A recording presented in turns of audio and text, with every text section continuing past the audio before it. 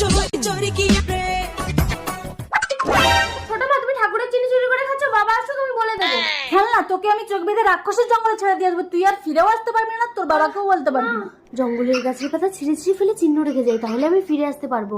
আয় আয়, মা, তুই থাক পড়ে এই জঙ্গলে, আমি চললাম। মা তুমি কোথায়? আমি তোর মা না, সৎ মা।